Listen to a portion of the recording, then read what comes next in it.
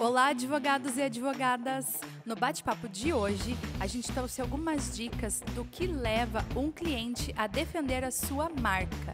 E dentro do escritório, isso é extremamente importante para que você consiga fidelizar seus clientes e, principalmente, ter indicações, o que contribui para o crescimento do teu escritório. Se você quer saber mais sobre esse bate-papo e incluir essas dicas no seu dia a dia do escritório, dá uma olhada nesse corte do nosso Tremindcast.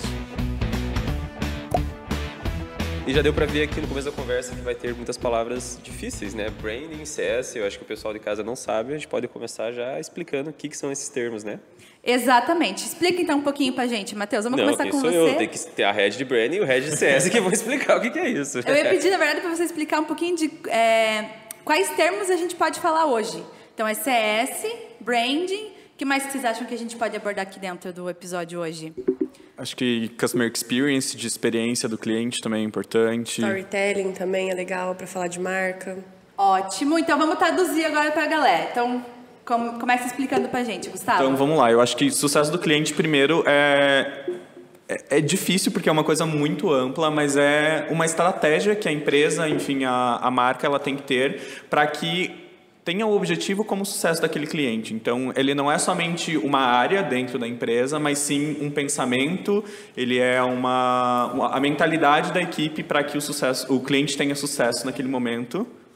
E daí a gente tem o Customer Experience também, que é a experiência do cliente naquele momento. Então, daí já envolve muito mais branding, envolve marketing, envolve vendas. Então, é um caminho todo que as coisas se fundem, elas são um pouco diferentes, mas elas se fundem no final. Tá, o que o advogado pode considerar como sucesso do cliente? Eu acho que dá para ter um exemplo bem claro que a gente sempre fala. Com a chegada dos processos digitais, a gente vê muito escritório de advocacia fazendo o quê? O cliente via tirar uma dúvida com ele, via perguntar como é que está o processo, com uma frequência alta. Os advogados pensaram, o processo é digital. Por que eu já não pego uma senha para o cliente, passo o acesso do Projude, passo o número do processo e falo, cliente, consulta lá no Projude o que quer dizer, o que aconteceu com o teu processo, em vez de vir me perguntar. E aí, quando ele toma essa decisão, para mim é um bom exemplo de uma decisão que não é tomada com foco no cliente. Porque o cara nem pensou por um segundo, como é que vai ser a experiência do cliente? Ele só pensou no meu problema. Meu problema eu tenho muitos clientes vindo me perguntar. Solução, eu faço ele fazer isso sozinho. Só que o cara vai entrar no sistema, agora a gente vira para o lado do leigo ali, uma pessoa, sei lá, pense na sua avó, que não entende nada de jurídico, ela vai entrar num sistema que já é complexo, é feito para advogados acostumados utilizarem, que vai ter uma linguagem inacessível, que vai estar falando, sei lá, deferida, medida, provisória, e sei lá... O do juridiquês, né? O juridiquês. O cara olha aquilo, meu Deus, eu vou ser preso, sei lá, tipo, o que vai acontecer comigo?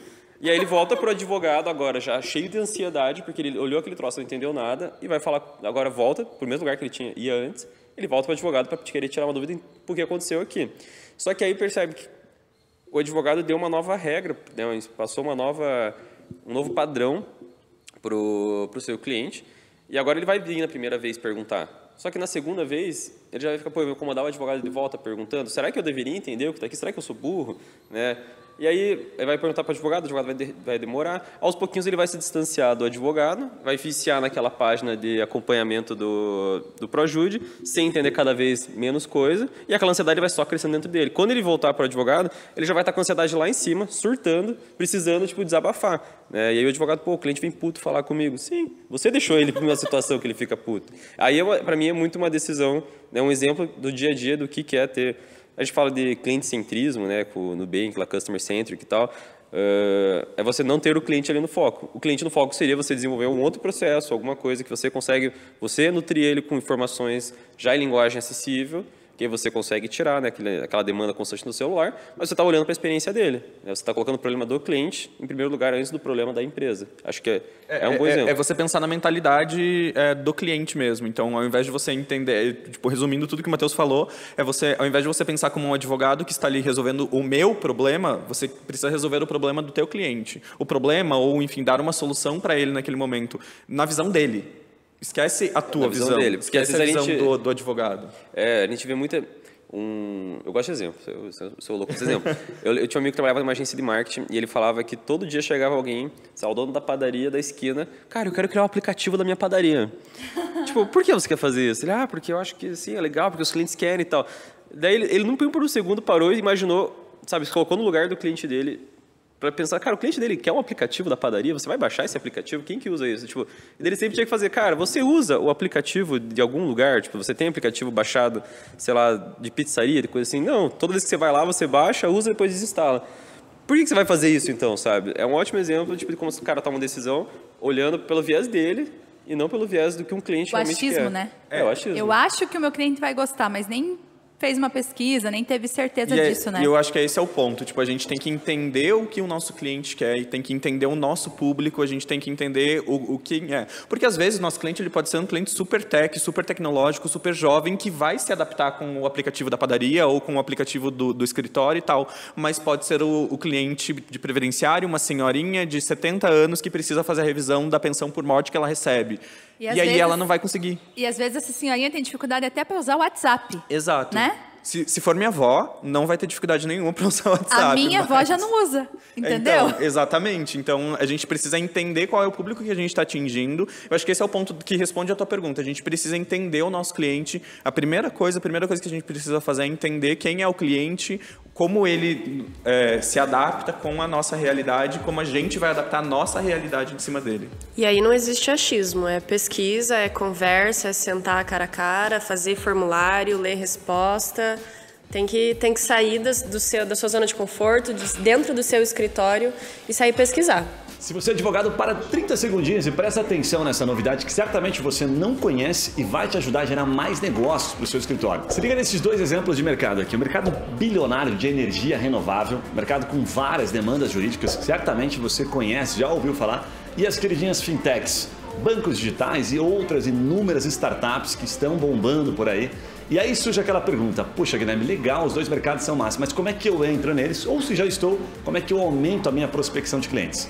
Olha o que a gente apronta, que entrega mensalmente para os advogados que atuam nessa e em outras áreas. Primeiro nós mapeamos as dúvidas comuns, em uma espécie de linha do tempo. Aquilo que a pessoa tem lá no começo, né, o empresário tem lá no começo, até o final, até o processo de contratação. Além dessas dúvidas, nós identificamos volume e principalmente região, potencial que tem na sua região para você prospectar ou onde é o melhor. E o melhor disso tudo é o que a gente mastiga isso e entrega para você fazer as ações em Google ou em redes sociais. Se você gostou, se faz sentido para você, clica aqui em Saiba Mais e acesse a nossa versão gratuita ou fale com um dos nossos especialistas em gerar mais negócios na advocacia. E agora me explica, aproveitando que a Gabi já começou a falar, explica pra gente, Gabi, o que é branding e o que é storytelling. Tá bom. Branding, então, traduzindo, né, seria a marca, como você cuida da sua marca, como a sua marca é percebida pelos seus clientes, pelos seus sócios, pelos seus funcionários. Então, é você personificar a sua marca, criar uma pessoinha ali. Um exemplo bem legal é a Lu da Magalu. Então, ela é uma personificação de marca muito bacana. Né? É um branding muito bem feito. Foi capa da Vogue esses tempos. Exatamente. Ela participou de clipe da Anitta, foi capa da Vogue. Então, assim, ela é praticamente uma pessoa, né? Ela parece que ela tem sentimentos também. Exatamente. Ela tem um canal, ela faz vídeos. Ela participa das lives. O tempo todo a gente está falando dela, como se ela realmente fosse uma pessoa. Então, isso é muito legal, porque é a tradução da marca deles, né? Exato. O branding deles hoje está muito centrado na Lu da Magalu. E daí você perguntou também de storytelling, e traduzindo para o português, saindo desse startupês que a gente usa muito, a contação de história. Como é que você vai contar a história da Lu da Magalu? Como é que ela fala, como é que ela se veste, como é que ela se porta, de onde que ela veio, para onde que ela vai, o que ela quer conversar com você. Então, é toda essa contação de história, porque as pessoas se identificam muito mais com histórias do que conceitos abstratos. Então, aí você usa essa personificação, você usa uma linguagem X ou Y, você usa o WhatsApp ou e-mail ou Facebook, e aí você vai escolhendo aos poucos os instrumentos com quais você vai contar a história de quem você é e criar uma conexão assim com o seu cliente. Muito bom. E aproveitando que você tocou nesse assunto e que a gente já falou da Lu da Magalu, uma das primeiras perguntas que eu queria fazer para vocês é assim: o que as grandes marcas, e aqui eu não estou falando só jurídicas, tá? Eu estou falando no geral, o que elas fazem, né? Quais ações que elas fazem, como que ela constrói tão bem esse branding dela, esse atendimento, o storytelling, que faz com que os clientes as defendam com unhas e dentes? Teste. Não tem segredo, é muito teste, é fazer Grupo focal é uma coisa bem legal de fazer, é quando você coloca 5 ou 6 pessoas, bota um café da tarde ali e conversa de maneira descontraída, de maneira bastante honesta e franca sobre o que você quer falar. E as marcas utilizam muito esse recurso para ver o que funciona e o que não funciona com os públicos delas. A Nike, eu acho que é um exemplo bastante bacana, que eles vão... então, é o Just Do It, né? Só faça. E, recentemente, eles fizeram uma campanha com o Colin Kaepernick, que foi expulso da NFL, e foi toda uma ação que todo mundo achava que ia dar errado, porque era contra um público muito grande deles, que era o de futebol americano, e deu super certo. Mas isso é um divisor de águas. Teve gente que gostou, teve gente que odiou. São riscos tomados, são riscos muitas vezes calculados, mas uma vez que você coloca uma campanha na rua, é difícil de saber a reação do público. Por mais que você tente, por mais que você estude, pesquise, você nunca consegue prever 100% o que aquilo vai gerar, qual resposta aquilo vai gerar. Tá. Eu vou falar da minha marca favorita, apesar de eu não ter nada dessa marca, mas falando de branding, a Apple, para mim, é a minha favorita. Então, eu queria assim, que vocês contassem na percepção de vocês o que levou a Apple ser a Apple hoje, sabe? Por que as pessoas compram o iPhone 12, daí ano que vem tem o 13, compra o 13 também, ano que vem tem o 14, compra o 14 também... E é sempre assim, e defendem, né? Os clientes são defensores deles, tem uma comunidade muito forte. O que vocês acham que leva a proporcionar uma experiência tão boa para eles, a ponto deles defenderem a marca? Eu acho que assim, acho que os três estão envolvidos nisso, né? Para mim, começa com o core deles. O core deles não é vender celular. Eles têm algo por trás, eles conseguem vender pro... Eu tenho problema com o microfone, ficou me lembrando aqui. O core deles não é vender celular. Se a Apple amanhã quisesse vender uma geladeira, a galera ia comprar a geladeira da Apple, porque ela não está vendendo um celular. Se a Electrolux quisesse vender um celular, a gente não compraria, porque a gente identifica como geladeira. Então a Apple consegue, de alguma forma, passando pelo CS, passando pelo branding, comunicar que eles têm um propósito maior, que eles são algo mais do que isso. Eles são tecnologia, eles são revolução, eles são movimento, eles são perfeição. Eles conseguem comunicar tudo isso pra gente e é isso que cativa a comunidade deles. A ideia dessa... Aí eu não sei, porque eu não sou muito do time Apple, eu sou bem pragmático, mas o Gus é. O que você gosta tanto na Apple? Eu acho que além de eu gostar muito da marca, eu tenho tudo da Apple e eu sou tipo o Apple Boy que usa... Não tenho mais relógio, mas eu uso todo o resto. Mas eu vejo que é muito a experiência do usuário. Então, eles estão focados reais na experiência que a gente tem desde quando você vai numa loja da Apple. Em Curitiba, a gente não tem uma loja própria da Apple, mas quando você vai numa loja da Apple, a experiência que você tem... Eu até estava lendo uma reportagem sobre isso esses dias.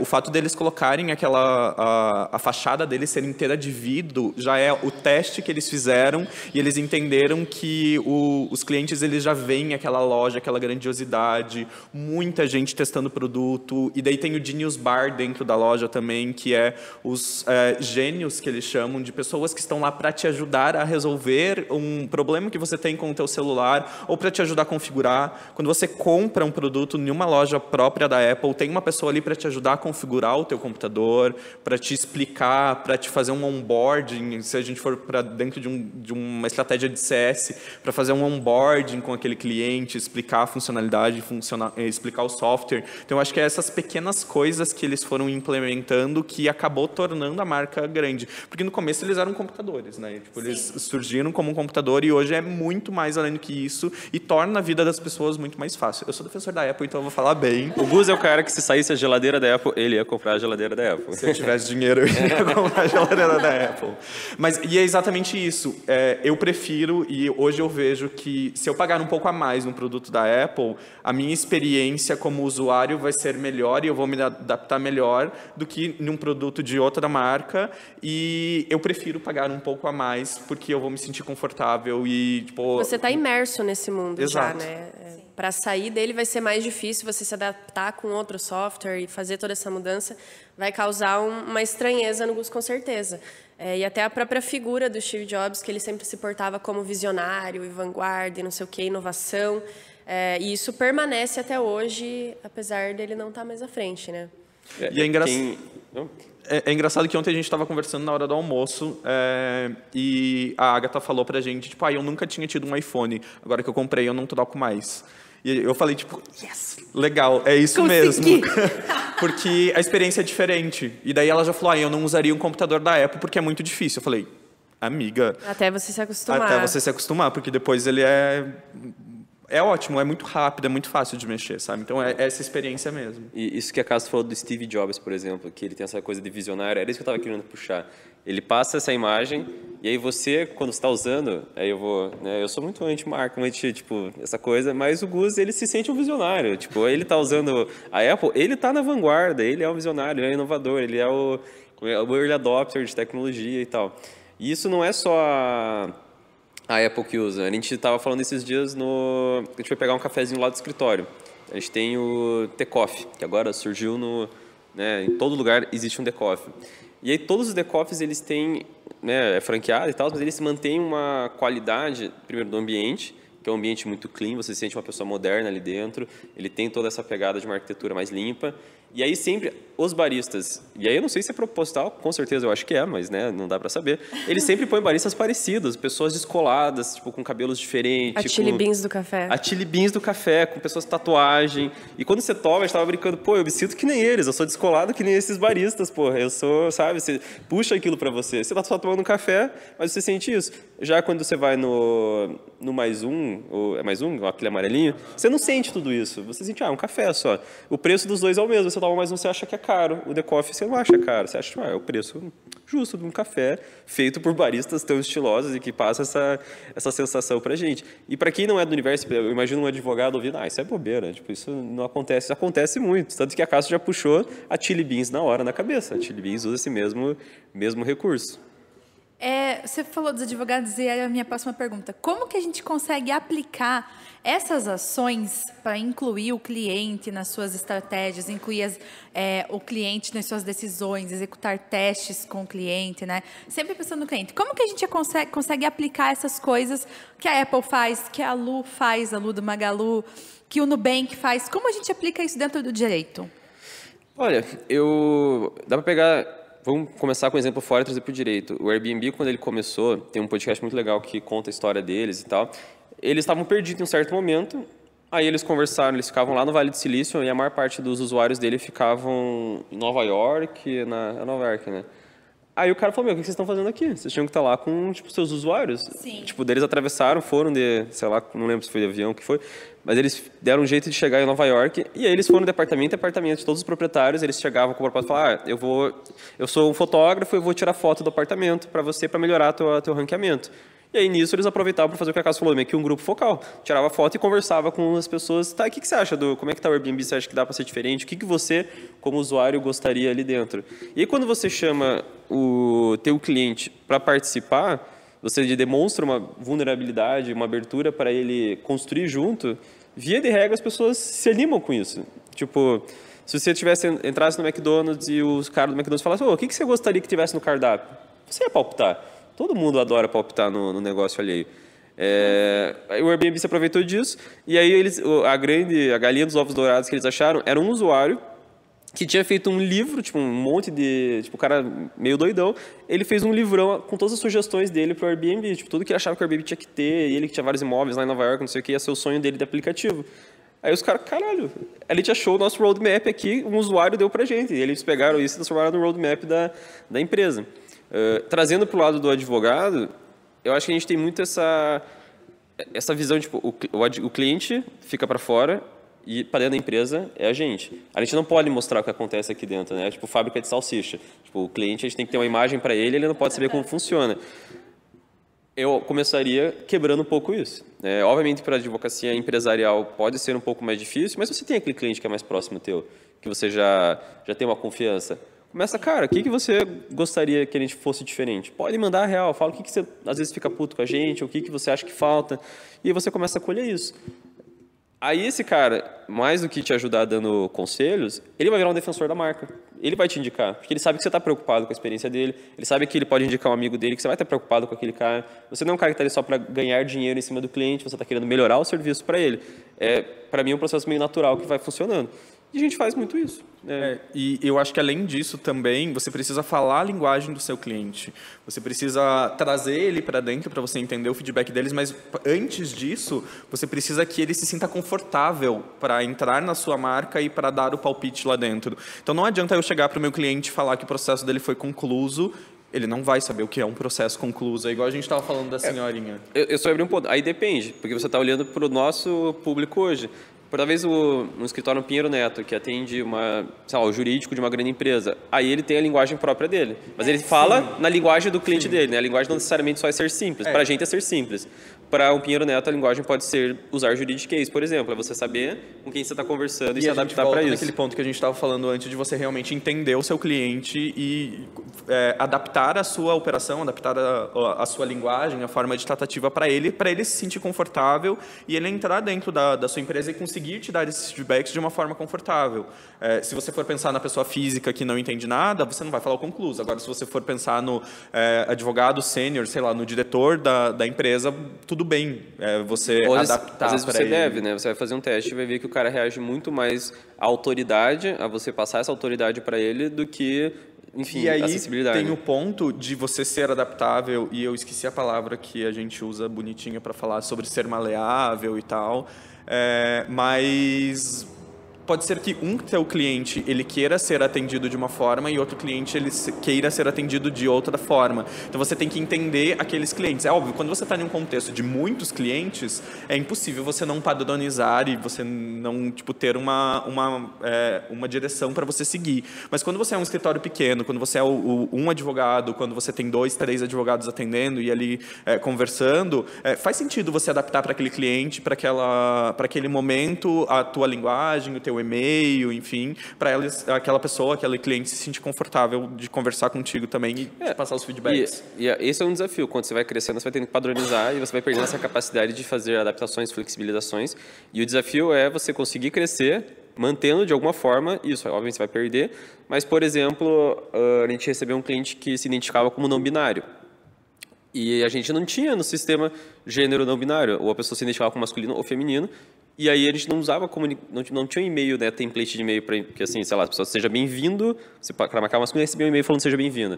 Se ele era feminino, ele recebia um e-mail falando seja bem-vinda. E esse cliente falou, eu não gosto dessa comunicação. Aí a gente parou e conseguiu adaptar o sistema. A gente não é uma personalização no nível que o Gus vai ter que mudar alguma coisa no dia a dia, mas a gente conseguiu parar com tecnologia, adaptar, e agora a gente tem um gênero não binário, e quando a pessoa escolhe esse gênero, a gente manda em comunicação neutra, aquelas que a gente, né, mais velha, a gente não sabe usar muito bem ainda, mas que termina com...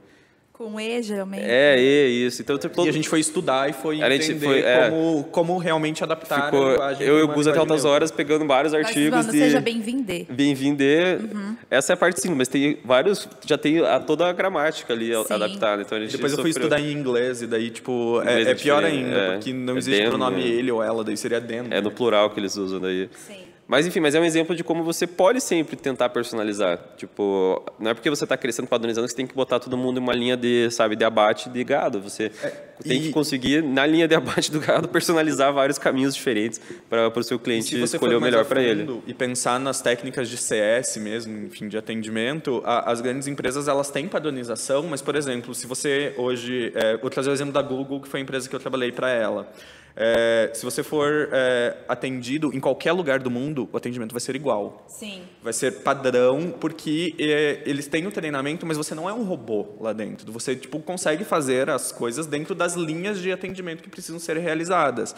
Eu acho que é exatamente isso. A partir do momento em que a gente está crescendo e a gente está atendendo mais gente, você não precisa deixar de ser você e não precisa deixar de ser um humano atendendo, mas você precisa adaptar e deixar as linhas para que aquilo seja um pouco mais padronizável, para que tenha uma qualidade e uma satisfação melhor no final. E aí eu vou passar a bola para a Gabi, porque esse padronizamento, essa padronização, a gente olha e pensa muito pelo viés de eficiência. Então, um gestor, né, o cara de operação, pensando, não dá para eu ter vários caminhos diferentes, vai virar confusão, eu tenho que ter um padrão para saber o que está acontecendo.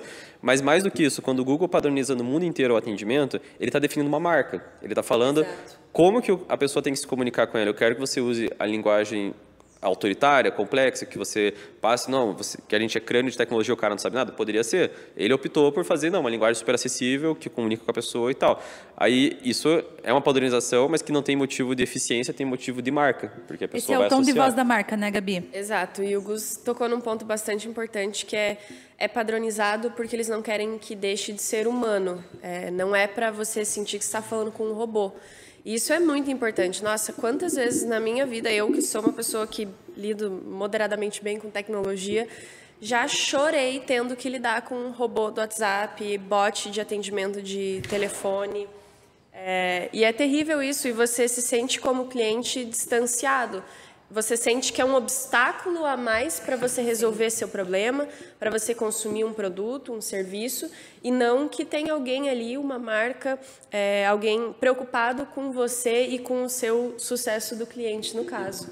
Então, é colocar o menos obstáculos possíveis para esse teu cliente se sentir confortável. E aí a gente pode trazer transparência e o storytelling que você falou. Porque uma coisa, pense, sei lá, você é aluno de uma faculdade, e a faculdade, esse é um caso pessoal meu, que ela falou que chorou, uma vez que eu quase taquei o da parede foi com uma faculdade Chorei que eu mesmo. queria resolver um problema. Aí pensa, a faculdade realmente não tem como ter atendimento, tipo, do começo ao fim. Você sabe, tem milhares de atendentes para pegar tudo que chega de demanda. Mas ela pode ser transparente e usar storytelling para explicar isso para a pessoa que está começando o atendimento. Falando, oi Gabi, você deu um oi lá no WhatsApp, o botzinho fala, então, a gente aqui da faculdade criou esse filtrinho inicial para te ajudar a chegar mais rápido em um atendente, para você não ficar numa fila de espera e tal. Então, me ajude aqui colocando qual área você quer e aí fala a real. Em média, vai levar hoje 30 minutos para você ser atendido.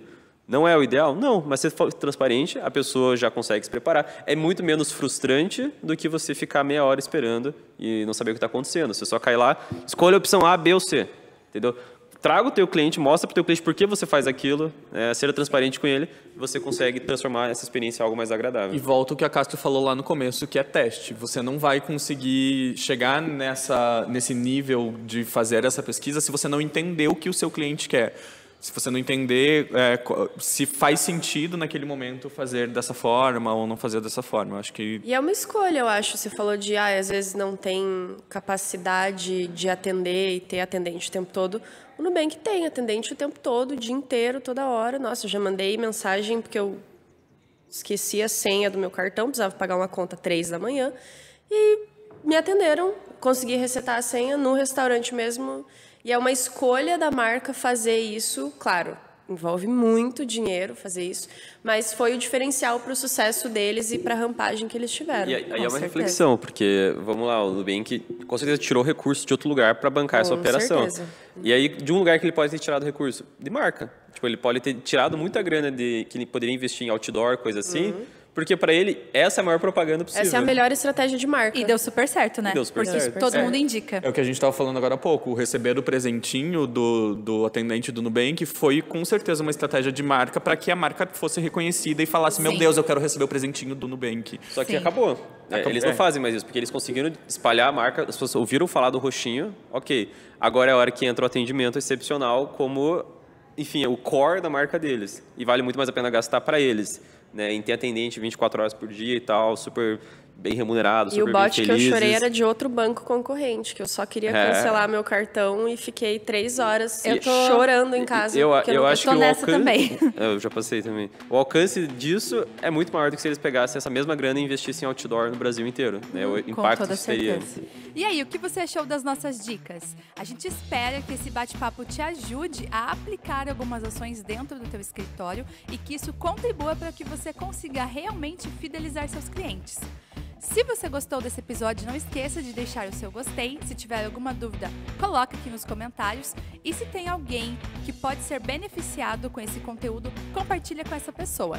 A gente se vê no próximo episódio do Tree Mindcast.